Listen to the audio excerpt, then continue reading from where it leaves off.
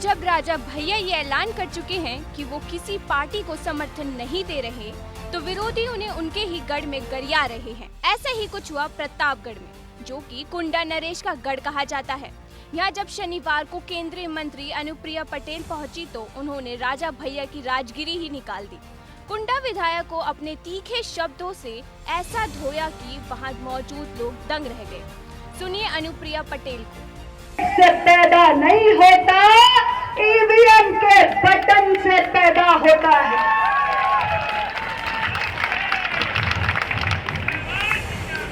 तो ऐसे स्वघोषित राजाओं को जिन्हें लगता है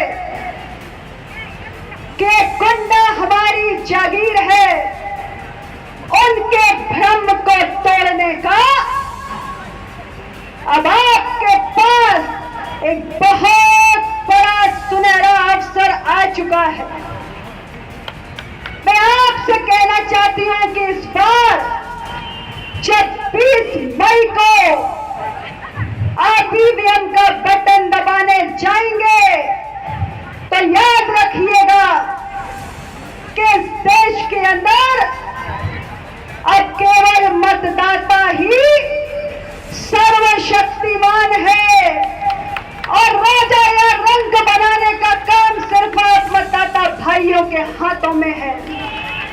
अनुप्रिया पटेल ने राजा भैया का नाम लिए बिना मन से साफ साफ कह दिया कि राजा लोकतंत्र में रानी के पेट से पैदा नहीं होते।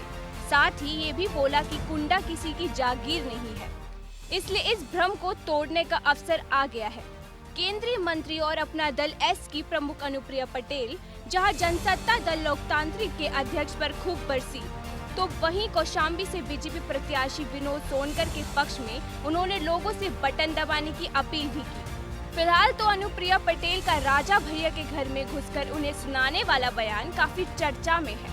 बता दें कि पहले राजा भैया के बीजेपी को समर्थन देने के कयास लगाए जा रहे थे।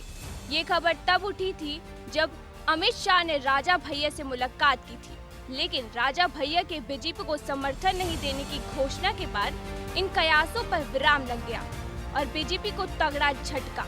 अब देखना ये है कि कौशाम्बी जहां राजा भैया का खासा असर रहता है, उस सीट पर इस बार कमल खिलता है या नहीं।